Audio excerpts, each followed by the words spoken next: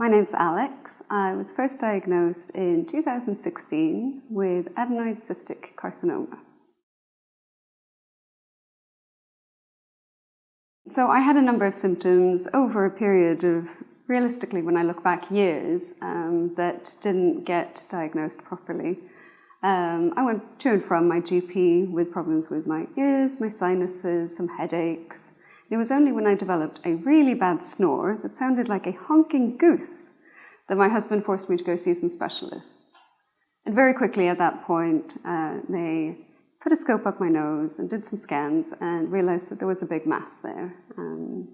They then did a biopsy in hospital, which then gave me the accurate diagnosis of adenoid cystic carcinoma.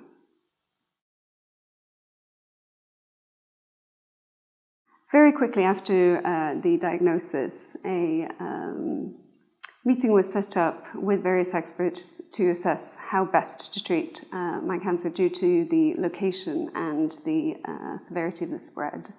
Different options were discussed in terms of surgeries. In the end, what was chosen was an endoscopic approach through my nose, which was minimally invasive and allowed me to heal much faster. They managed, they being my ENT surgeon, who has been excellent throughout, managed to remove about 70% of the total tumour at that time.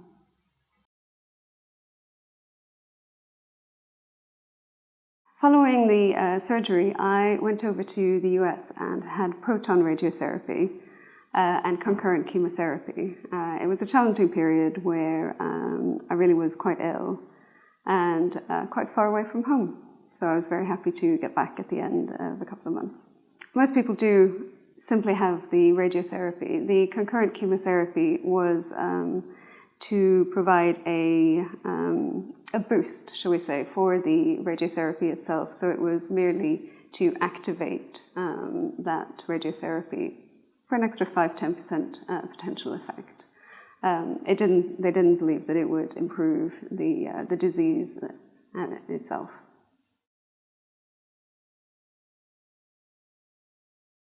What I would say to myself looking back a few years ago is trust your own body. If you think something feels strange, doesn't feel right, push the doctors. Sometimes you're the best expert in your own self. And even if you do get into a situation where there are very complex medical questions being asked, don't be afraid to put your own case forward, ask for a second opinion, and really be your own advocate. Salivary Gland Cancer UK, and indeed the European equivalent, which was more active for a while prior to this one, was really a way to connect with other people with ACC or other salivary gland cancers. And I think that's incredibly precious. You go to a regular cancer support group and you don't recognize yourself. You don't see anybody that remotely looks like you or has a story that reflects yours. So meeting that community and getting access to that means I've made lifelong friends, but also get to hear about the research that's ongoing and connect to the other side from the medical perspective as well.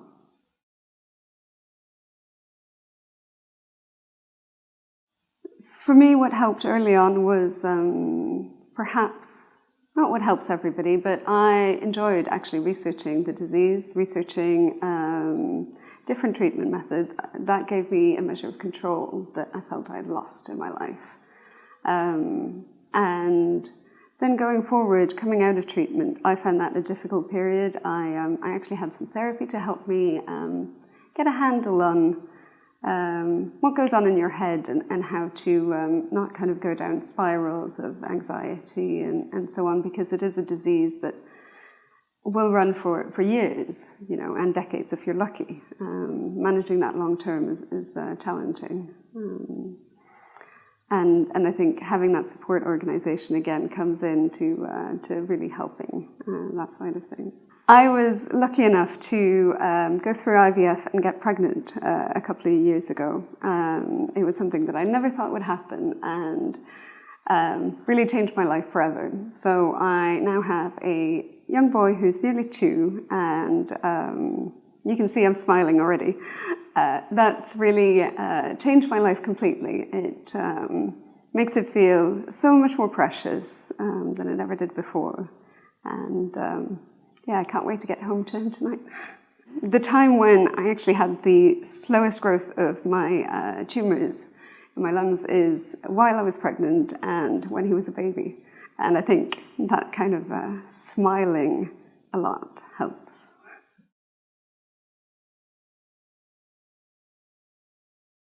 Being diagnosed with ECC will change your life.